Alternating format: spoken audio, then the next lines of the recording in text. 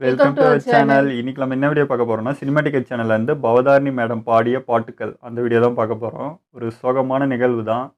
ஆனால் அவங்க பாட்டு மூலிமா இன்னும் நம்ம கூட வாழ்ந்துட்டு தான் இருக்காங்கன்ற அந்த பாசிட்டிவ் நோட்டால் வாங்க இந்த வீடியோ பார்ப்போம். தமிழ் சினிமா இசையில சில குரல்களுக்கு இருக்கிற தனித்துவம் வேற எங்கேயுமே இருக்காது. எஸ்பிபி, ஜெயசுதாஸ், ஜானகி, ஸ்வர்ணலதான்னு இந்த மாதிரியான குரலில் எங்க கேட்டாலும் அது அவ்வளோ தனித்துவத்தோட இருக்கிறது பாமர ரசிகனுக்கும் தெரியும். இந்த வரிசையில வந்து இன்னொரு தனித்துவமான குரல் பவதாரணி இன்னைக்கு நம்மளை விட்டு பிரிஞ்சிருக்காங்க. எத்தனையோ இரவுகள் நம்மளை தூங்க வச்ச இந்த இனிமையான குரல்ல வந்த பாடல்களையும் பவதாரணியோட இதுவரைக்கும் வெளியில பெருசா பேசப்படாத சினிமா கெரியரையும் தான் இந்த வீடியோல பார்க்க போறோம்.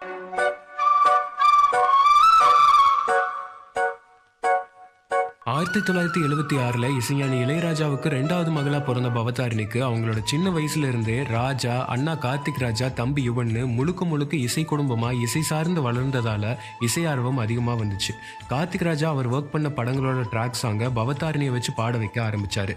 அந்த டைம்லயே இளையராஜா தன்னோட சில படங்கள்ல சின்ன போர்ஷன்ஸை பவதாரணியை பாட வச்சாரு.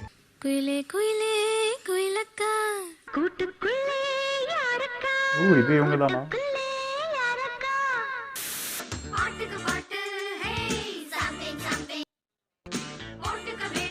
சின்ன பாட்டு இவங்க தானா?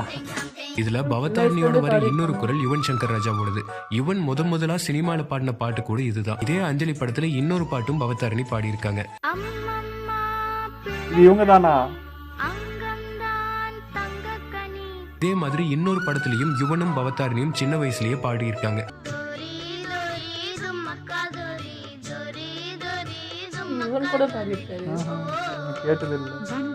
முழுநீள பாட்டை பாடி பவதாரணி பின்னணி பாடகியா தமிழ் சினிமால அறிமுகமான முதல் பாட்டே பட்டி தொட்டி எல்லாம் கலக்குச்சு. ஓ, இதுவா பிடிச்ச பாட்டு இதெல்லாம்? மழலை குரல்ல அந்த ஹை பிச்சை தொடர்றதுதான் பவதாரணியோட ஸ்பெஷலே.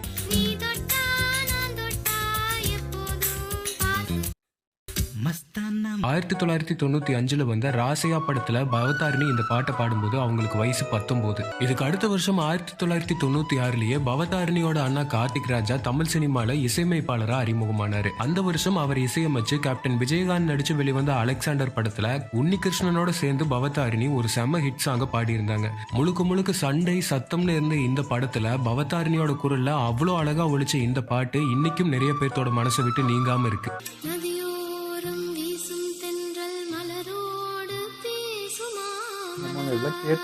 அந்த டைம்ல வந்த படங்கள்ல எந்த படங்கள்ல எல்லாம் ஹீரோயின் கேரக்டருக்கு ஒரு இன்னசென்ஸ் தேவைப்படுதோ அந்த பாடல்கள்ல எல்லாம் பவதாரணியோட குரலை ப்ரிஃபர் பண்ணாங்க. அப்படி வந்த ஒரு பாட்டு தான் மாணிக்கம் படத்துல வந்து இந்த பாட்டு.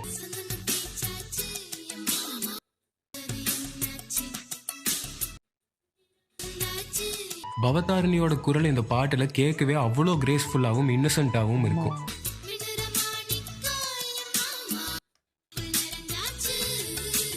இதே வருஷம் இளையராஜா மியூசிக்ல வந்த இரட்டை ரோஜா படத்துல வந்த இந்த பாட்டும் செம ஹிட் ஆச்சு. அறிமுகமான அதே வருஷத்திலேயே மிகப்பெரிய லெஜெண்டான எஸ்பிபி கூட சேர்ந்து இந்த பாட்டை பாடியிருப்பாங்க பவதாரணி.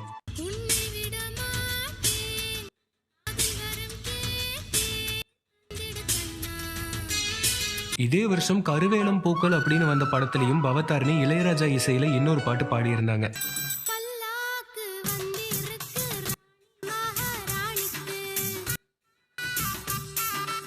அந்த காலகட்டத்தில் இலங்கை வானொலியில பிறந்தநாள் வாழ்த்து ஸ்பெஷலா ஒரு ப்ரோக்ராம் போயிட்டு இருந்துச்சு. அப்போ தங்களோட பெண் குழந்தைகளுக்காக நிறைய அப்பாக்கள் இந்த ஷோக்கு கால் பண்ணி இந்த பாட்டை ரெக்வெஸ்ட் பண்ணி டெடிகேட் பண்ணிட்டு இருந்தாங்க.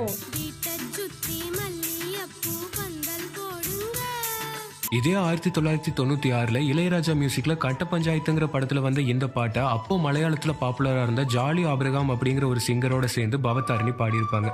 ஒரு சின்ன மணி கோயிலில் சிந்து படிக்குதடி நெஞ்சுக்குள்ளே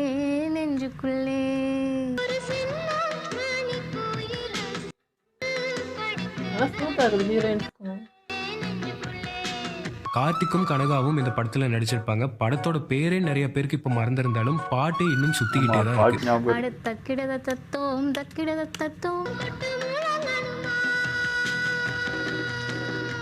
இதுக்கு அடுத்த வருஷம் 1997 பாலு மகேந்திரா டைரக்ஷன்ல ராமன் அப்துல்லா அப்படிங்கிற படத்துல வந்த பாட்டு இது. பாலு மகேந்திரா டைரக்ஷன்ல வந்திருந்தாலும் இந்த படம் பெருசா பேசப்படல. ஆனா பவதாரணியும் அருண்மொழியும் பாடியிருந்த இந்த பாட்டு படத்தோட பேரை மூல முடுக்கல்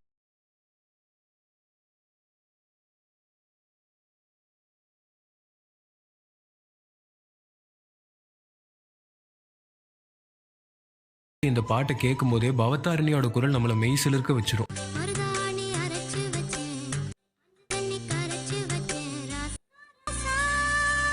இதே 1997 தான் யுவன் சங்கர் ராஜா தன்னோட 18 வயசுல இசையமைப்பாளரா தமிழ் சினிமால அறிமுகமானாரு. அவர் அறிமுகமான முதல் படமான அரவிந்தன்லயே தன்னோட அக்கா பவதாரணியோட குரல்ல ரொம்ப அழகான ஒரு பாட்டை கொடுத்திருந்தாரு.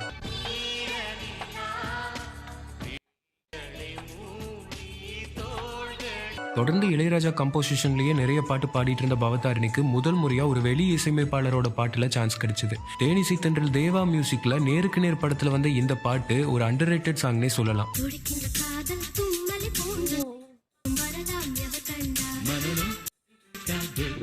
இந்த 1997 பவதாரணியோட சிங்கிங் கெரியர்ல ரொம்ப முக்கியமான வருஷமாவே அமைஞ்சது. காதலுக்கு மரியாதையில வந்து இந்த பாட்டு நிறைய பேரோட நெஞ்ச தொட்ட பாட்டுனே சொல்லலாம். ரொம்ப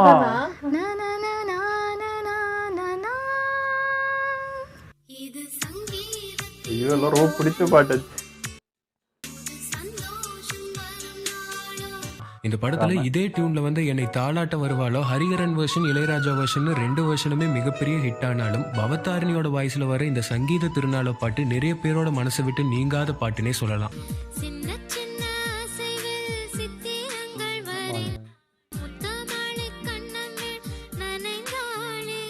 இந்த படத்துல ஷாலினியோட கேரக்டரைசேஷனை ரொம்ப டிஃப்ரெண்டா வடிவமைச்சிருப்பாரு டைரக்டர் ஃபாசில். வழக்கமா வர ஹீரோயின் சாங்ஸ் மாதிரி ஒரு பொண்ணோட உடல் அழகை வர்ணிக்காம அவங்களோட கேரக்டரை வர்ணிக்கிற பாட்டா இந்த பாட்டை பவதாரணி அவ்வளோ அழகா பாடியிருப்பாங்க.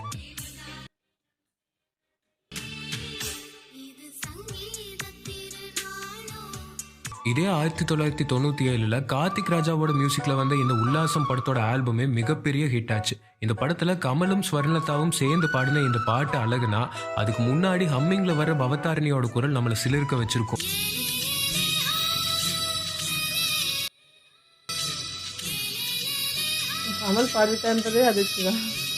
எந்த ஒரு 90s கிட்ஸும் தவிர்க்க முடியாத ஒரு பாட்டு இது.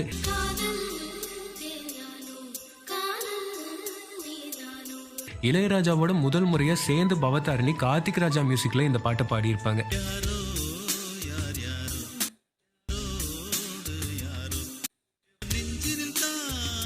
நான் ரெக்கார்ட் பண்ண குரல்கள்லயே பவதாரணியோட குரல் ரொம்ப தனித்துவமானதுன்னு இளையராஜா சொன்னப்ப அவர் தன்னோட மகள்ங்கிறதுக்காக அப்படி சொல்றாருன்னு நிறைய பேர் சொன்னாங்க. ஆனா அதை உடைக்கிற மாதிரி இசையமைப்பாளர் சிற்பியும் இதே ஸ்டேட்மெண்ட்டை ஒரு பேட்டியில சொல்லியிருந்தாரு. அவர் சொன்னதுக்கு தகுந்த மாதிரியே சிற்பி மியூசிக்ல 1997 வந்த தேடினேன் வந்தது படத்துல வந்த இந்த பாட்டு பவதாரணியோட குரல்ல அவ்வளோ யூனிக்கா இருக்கும். பவதாரணி ஹரிஹரன், பவதாரணி அருண்மொழி, பவதாரணி உன்னிகிருஷ்ணன், பவதாரணி பெரிய சிங்கர்ஸோட சேர்ந்து பாடின நிறைய சாங்ஸ் ஹிட் ஆச்சு. அப்படி உன்னிகிருஷ்ணனோட காம்போல பவதாரணி செந்தூரம் படத்துக்காக பாடின இந்த பாட்டும் நிறைய பேரோட ஃபேவரட்டா இன்னைக்கும் இருக்கு.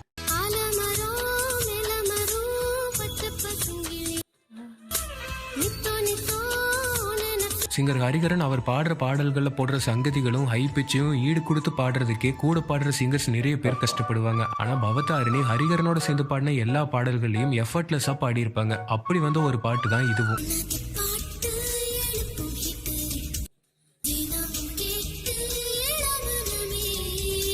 இதுக்கு முன்னாடி கேட்ட பாட்டு கூட ஹரிஹரன் மட்டும்தான். இதே படத்துல கார்த்திக் ராஜா மியூசிக்ல வந்து இந்த பாட்டுல கமல்ஹாசன் ஹரிஹரன் 2 பெரிய சிங்கர்ஸ் கூடவும் சேர்ந்து அசால்ட்டா பாடியிருப்பாங்க பவதாரணி. ஆமா, அது 2 பேருக்கும் மாடுலேஷன் இருக்கும். பவதாரணியோட குரல் இருக்கிற ஒரு பியூட்டியே ஒரு குழந்தைத்தனமான ஒரு இன்னசென்ஸ் தான். பவதாரணியோட குரல் இருக்கிற இன்னசென்ஸ் ஒரு டிவோஷனல் சாங்ல வரும்போது கேட்கறதுக்கே அவ்வளோ அழகா இருக்கும்.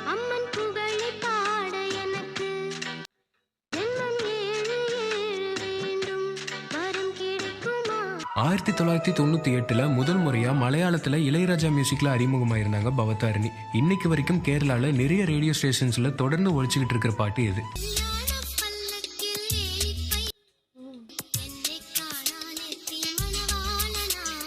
1999 ரிலீஸ் ஆன பூவெல்லாம் கேட்டுப்பார் யுவனோட கெரியர்லயே மிக முக்கியமான ஒரு ஆல்பமா அமைஞ்சது. இந்த படத்துல கதையை அடுத்த கட்டத்துக்கு நகர்த்துற மாதிரியான வர ஒரு சிச்சுவேஷன்ல வர இந்த பாட்டு பவதாரணி பாடியிருப்பாங்க.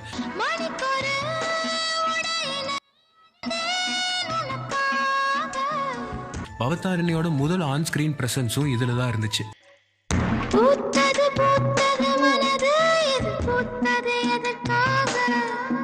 1999 1999 இளையராஜா மியூசிக்ல வந்த டைம் படத்துல வந்த இந்த பாட்டும் பவதாரணியோட குரல்ல மிகப்பெரிய ஹிட் ஆச்சு. ஷாக்கா இருக்குங்க எனக்கு. பிரபுதேவா, ராதிகா சௌத்ரி, மணிவண்ணன், அம்பிகா நாசர்னு ஏகப்பட்ட நடிகர்கள் இந்த படத்துல நடிச்சிருந்தாலும் இந்த படம் யார் மனசுலயும் நிக்கல. ஆனா இந்த பாட்டு எல்லார் மனசுலயும் இன்னைக்கு வரைக்கும் நின்றுட்டு இருக்கு. இதெல்லாம் இவங்க தான் படம் தெரியவே தெரியலங்க. ஹரிஹரன், பவதாரணியோட குரல்ல வந்த இந்த பாட்டு இன்னைக்கும் எத்தனை முறை போட்டாலும் சலிக்காம கேட்கலாம்.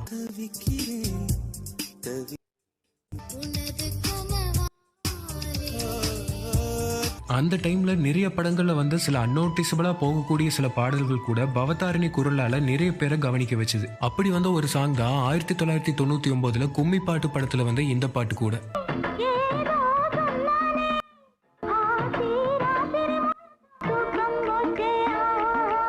2000 வருஷத்துல வந்து பாரதி படத்துல மொத்தம் 11 பாட்டு இருந்துச்சு. அதுல 9 பாட்டு பாரதியாரோட பாட்டே தான். ஒரு பாட்டு புலமை பித்தனும் ஒரு பாட்டை மூமேத்தாவும் எழுதியிருந்தாங்க. மூமேத்தா எழுதின இந்த பாட்டை பவதாரணி பாடியிருந்தாங்க.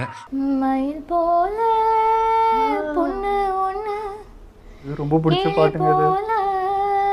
பேச்சு ஒண்ணு. ஒரு குழந்தை பாடுற மாதிரி அமைஞ்சிருக்கிற இந்த பாட்டு கேட்கறவங்கள மயங்க வச்சது.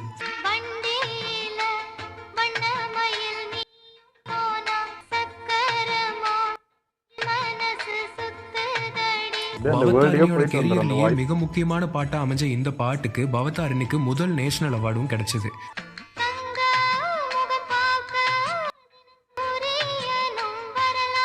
அந்த மயக்கம் எனக்கு இன்னும் தெரியலன்னு அந்த பாட்டுல வர்ற வரிய போலவே பெரிய மயக்கத்தை தர பாட்டு இது. மனசு போன இடம் தெரியல, அந்த மயக்கம் எனக்கு இன்னும் தெரியல. இளையராஜா அவரோட சொந்த மகளுக்கு எவ்வளோ அனுபவிச்சு சொல்லி கொடுத்திருந்தா இந்த பாட்டு இவ்வளோ அழகாவும் வந்தது இல்லாம நேஷனல் அவார்டும் கிடைச்சிருக்கு.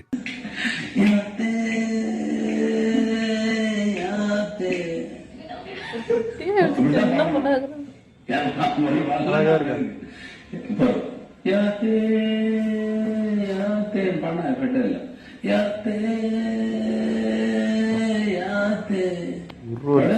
நோட்டம்.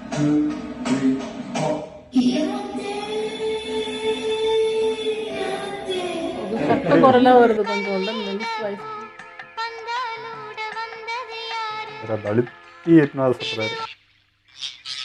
அதிகமா ஸ்லோ சாங், சாஃப்ட் மெலடிஸ் மட்டுமே பாடிட்டு இருந்த பவதாரணி யுவன் சங்கர் ராஜா மியூசிக்ல மனதை திருடி விட்டாய் படத்துல இந்த பாட்டுல பட்டையை கிளப்பி இருப்பாங்க.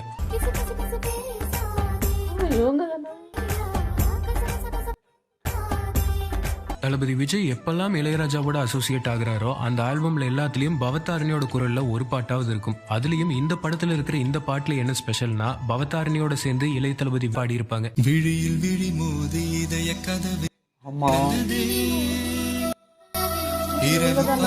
இதே 2001 ஃப்ரெண்ட்ஸ் படத்திலயும் இளையராஜா மியூசிக்ல பவதாரணி ஒரு பாட்டு பாடியிருப்பாங்க.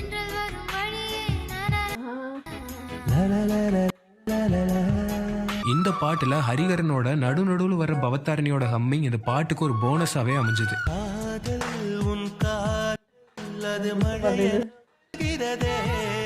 இந்த பாட்டுல ஒவ்வொரு வாட்டியும் சரணமும் பல்லவியும் முடியும் போதும் குண்டுமல்லி கொடியேன்னு பவதாரணியோட குரல்ல கேட்கும் போதே நம்மள மெய் மறக்க வைக்கும்.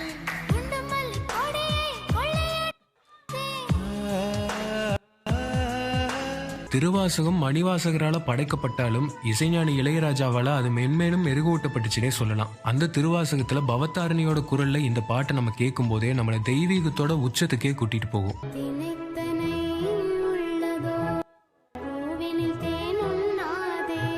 கேப்டன் விஜயகாந்த் இசைஞானி இளையராஜா காம்போல வந்த மிக முக்கியமான இன்னொரு ஆல்பம் ரமணா. இந்த பாட்டுல சாதனா சர்கமோடு சேர்ந்து பவதாரணி பாடியிருப்பாங்க.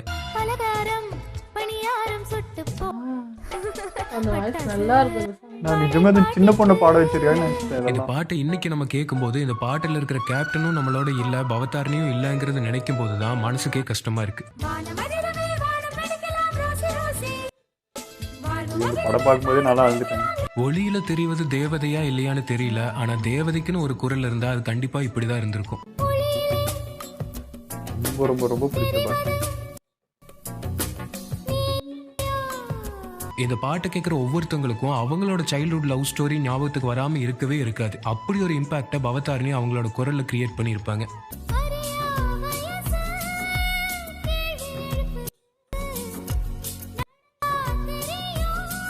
இளையராஜா, கார்த்திக், பவதாரிணி இதே ட்ரையோல வந்து இன்னொரு பியூட்டிஃபுல்லான சாங் சொல்ல மறந்த கதையில வந்து இந்த பாட்டு.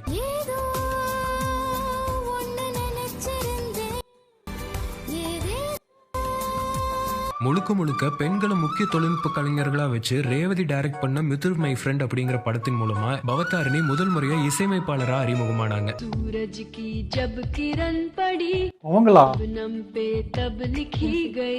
இதுக்கப்புறம் இலக்கணம், அமிர்தம் அப்படின்னு தமிழ், தெலுங்கு, கன்னடம்ல மொத்தமா 10 படங்களுக்கு மியூசிக் பண்ணியிருந்தாங்க.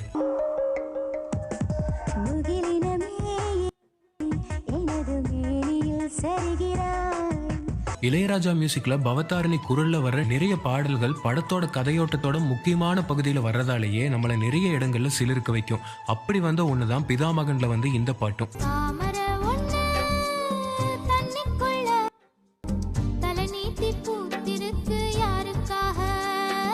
சினிமா கரியரை பொறுத்தவரையிலையும் யுவனோட எல்லா ஃபர்ஸ்ட் டைம்லயும் பவதாரிணி ஒரு பார்ட்டா இருப்பாங்க. அதே மாதிரி இளைய தளபதியோட முதல் முறையா யுவன் கூட்டணி சேர்ந்த புதிய கீதை படத்திலையும் பவதாரிணி ஒரு பாட்டு பாடியிருந்தாங்க.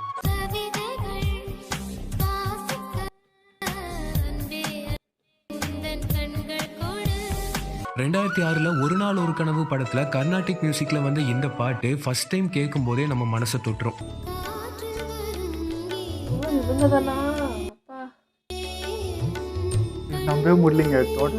பாட்டை அந்த படத்துல 2 இடங்கள்ல பாடியிருப்பாங்க பவதாரிணி. ஸ்ரேயா கோஷல், சாதனா சர்கமும் இந்த பாட்டுல பாடியிருந்தாலும் பவதாரிணியோட குரல் தனிச்சு கேட்கும்.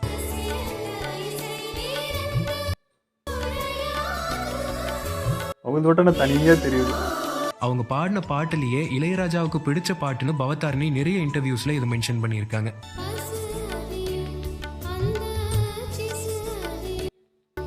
தமிழ்நாட்டில் டெலிவிஷன் அதிகமாக பாப்புலர் ஆனதுக்கு அப்புறமும் 2007ல் சூரியன் எஃப்எம், மிர்ச்சி இதெல்லாம் வந்ததுக்கு அப்புறம் எஃப்எம்மோட ஆதிக்கம் அதிகமாக இருந்துச்சு. அந்த டைம்ல இந்த பாட்டு ஒளிபரப்பு பண்ணாத எஃப்எம்ஏ இல்லைங்கிற அளவுக்கு பட்டி தொட்டி எல்லாம் ஹிட்டான பாட்டு இது. இந்த பாட்டை கம்போஸ் பண்ணி எத்தனையோ வருஷம் ஆனாலும் இன்ஸ்டாகிராம் ரீல்ஸ் வரைக்கும் இன்னைக்கு வரைக்கும் ட்ரெண்டிங்ல இருக்கிற ஒரு பாட்டு சங்கத்தில் பாடாத கவிதை. சங்கத்தில் பாடாத கவிதை அங்கத்தில் யார் தந்தது. கிட்டத்தட்ட 6 லாங்குவேஜ்ல ரீமேக் ஆன இந்த பாட்டோட ஹிந்தி வெர்ஷன்ல பவதாரிணி பாடியிருப்பாங்க.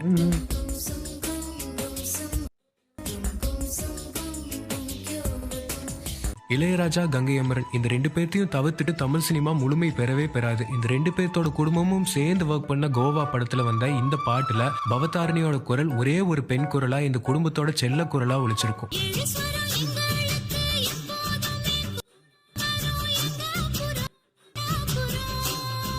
2011ல் ஸ்ரீகாந்த் தேவா மியூசிக்ல அவர்களும் இவர்களும் அப்படிங்கிற வெளியிலேயே தெரியாத ஒரு படத்துல வந்து இந்த பாட்டு கூட நிறைய பேர்த்தோட ஃபேவரட்டா இன்னைக்கு வரைக்கும் இருக்கு. பவதாரிணியை இந்த ஜெனரேஷன்ல இருக்கிற நிறைய பேர்த்துக்கும் கொண்டு போன மிக முக்கியமான பாட்டு இது.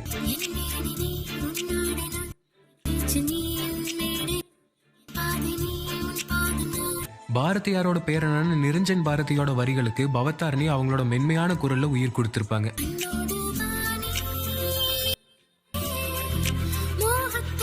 இந்த படத்தோட பிஜிஎம் ஒர்க்ல யுவன், பிரேம்ஜி மட்டும் இல்ல இவங்களோட சேர்ந்து பவதாரிணியும் உதவுனாங்க அப்படின்னு வெங்கட் பிரபு ஒரு இன்டர்வியூல மென்ஷன் பண்ணியிருந்தாரு. சிங்கர் கார்த்திக், மியூசிக் டைரக்டர் கார்த்திகா 2012ல் அரவான் படத்துல அறிமுகமானாரு. இதே படத்துல பவதாரிணியும் ஒரு சாங்ல பாட வச்சிருந்தாரு கார்த்திக்.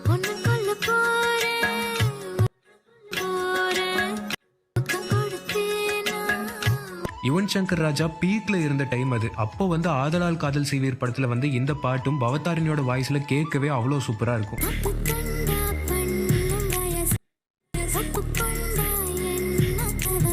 இதுக்கு அடுத்த வருஷமே ஜிவி பிரகாஷும் அவரோட இரும்பு குதிரை படத்துல அவரோட காம்பினேஷன்ல முதல் முறையா பவதாரிணியை ஒரு பாட்டுல பாட வச்சிருந்தாரு.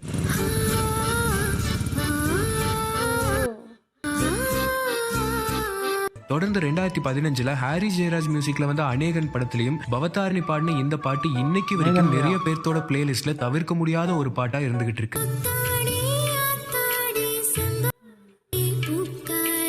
இந்த பாட்டுல தனுஷ், திப்பு கூட சேர்ந்து பவதாரிணி பாடியிருப்பாங்க.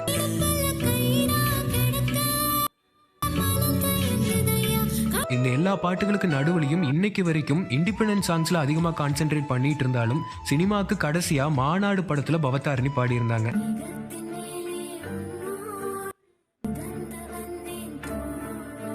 மெகர்சைலா பாட்டுல பவதாரணியோட வாய்ஸ்ல வர இந்த வரிகளை நம்ம கேட்கும்போது நமக்கு கிடைக்கிற அனுபவத்தை வார்த்தைகளால வர்ணிக்கவே முடியாது.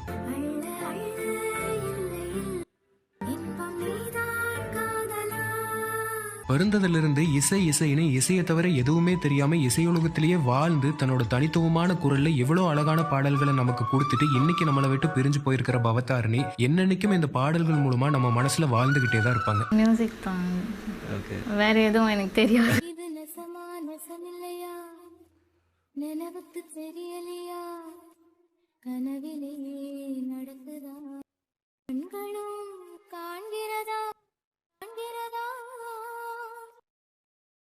முதல்ல சினிமா டிக்கெட் ப்ரோ சொல்லியிருந்தாரு. அந்த கோவா படத்தில் வந்து எல்லாரும் பாடிட்டு இருக்கும்போது ஒரு செல்ல குரலாக இவங்க வந்து பாடின அது கேட்கும்போது ஒரு மாதிரி இருந்துச்சுங்க. ஏன்னா அந்த வீட்டுக்கே செல்ல பிள்ளையாக இருந்திருப்பாங்க, ஒரே பொண்ணுன்னு நினைக்கிறேன். ஸோ அது எவ்வளோ பெரிய இழப்பாக இருந்திருக்கும் அந்த ஃபேமிலிக்கு, அது நினச்சி கூட பார்க்க முடியல. ரொம்ப சாஃப்டான, ரொம்ப ஒரு என்ன சொல்கிறது, ரொம்ப லைட்டடான ஒரு கேர்ளாக இருக்காங்க. கத்தி பேசுறது வாய்ஸ் கூட பார்த்தீங்கன்னா ரொம்ப ஒரு ம். சாஃப்டான பொண்ணாக தான் இருக்காங்க. அவங்களுக்கு இவ்வளோ பெரிய வலி கொடுத்துருக்கணுமான்றது தான் கஷ்டமாக இருக்குது. ஆமாம், எனக்கு என்ன சார் கண் கலங்காம தான் அந்த லாஸ்ட் இருக்குது பார்த்தீங்க, அந்த சாங்கோட அவங்க இமேஜ் பார்க்குறப்போ அப்படியே வலி வந்துச்சு. அது சொல்ல முடியலைங்க. இப்படி ஒரு அழகாக இருக்குது அவங்க சாங் பாடினதுல. இதெல்லாம் நம்ம லைஃப்பில் ரொம்ப கனெக்ட் ஆன சாங்ஸ் இதெல்லாம். அது தெரியல, ஒரு மாதிரி கஷ்டமாக இருக்குது. ஆமாம், அது வெளியவே தெரியல, சொல்லவே இல்லை. திடீர்னு அந்த நியூஸ் வரவே இல்லை, ரொம்ப கஷ்டமாக இருந்தது. சொல்லாமலே அந்த வலி எவ்வளோ அனுபவிச்சிருப்பாங்கன்றத நம்ம மைண்டில் இருந்தது.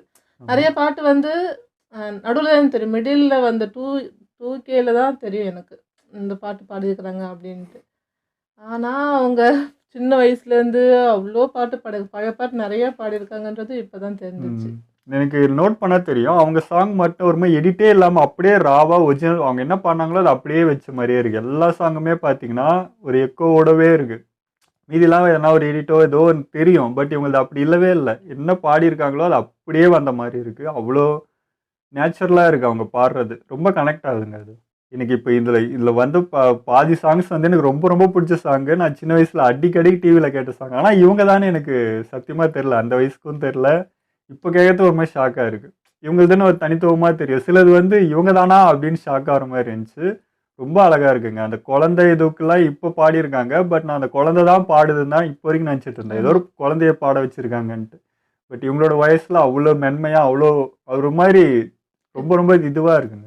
அதெல்லாம் என்ன சொல்கிறது, கீச்சுன்னு இருக்குது, பட் ஹையாகவும் இருக்குது. அவங்க வாய்ஸில் ஹை பிச் ஏற்றுறது ரொம்ப கஷ்டம் தான். ஆனால் அது ரொம்ப நல்லா பண்ணியிருந்தாங்க. ஒரு சாங் ரொம்ப ஹை பிச், அது அவங்க அந்த வாய்ஸில் அந்த ஹை பிச் எடுக்கிறது வந்து ரொம்ப வலி. அது ரொம்ப அழகாக பாடியிருந்தாங்க. அது இல்லாமல் தெரியும், இசைஞானி கூடவே அவர் வந்து டீச் பண்ணது. இப்போ கூட பார்த்தீங்கன்னா அந்த ஒரு லைன் தெரியும், அவங்களுக்கு ரொம்ப சாஃப்டான வாய்ஸ். ஆனால் அதை வந்து அப்படியே அடியில் அழுத்துன்னு அந்த அழுத்த கொடுத்து அதை பாட வைக்கிறாரு. ஒரு மாதிரி மாத்துறாரு, அந்த ஒரு வியூவே மாத்துறாரு. அவரால முடியாது, அது அவரோட மேஜிக்கு. பட் அது அவர் பிடிச்சி இவங்களும் கரெக்டாக அதே லைனில் வந்தாங்க பார்த்தீங்களா, வேற லெவல். அதெல்லாம் அது ஃபர்ஸ்ட் டைம் பார்க்குறேன். இளையராஜாவும் இவங்களும் அந்த ரொம்ப க்யூட்டாக இருந்தது ஆமா, பார்க்கறதுக்கு. அப்பா பொண்ணு. அழகா அந்த ஒரு பாசம் தெரிஞ்சது ஒரு ஃபேஸில். அவங்களும் ரொம்ப சிரிச்சிட்டு இன்னசென்ட்டாக அது கேட்டிருந்தெல்லாம் நல்லா இருந்தது. லாஸ்ட்டாக என்னங்க, சினிமா டிக்கெட் சொன்ன மாதிரி தான். அவங்க வார்த்தையில் அவங்க பாடு மூலியமா நம்ம கூட வாழ்ந்துட்டே தான் இருக்க போகிறாங்க. இவங்களுக்கெல்லாம் வந்து இவங்க இல்லை அப்படின்ற தாட்டே கிடையாது. இவங்க நம்ம கேட்குற வரைக்கும், அந்த சாங் போயிட்டு இருக்கிற வரைக்கும் அவங்களாம் இருந்துகிட்டே தான் இருப்பாங்க, வாழ்ந்துட்டே தான் இருப்பாங்க.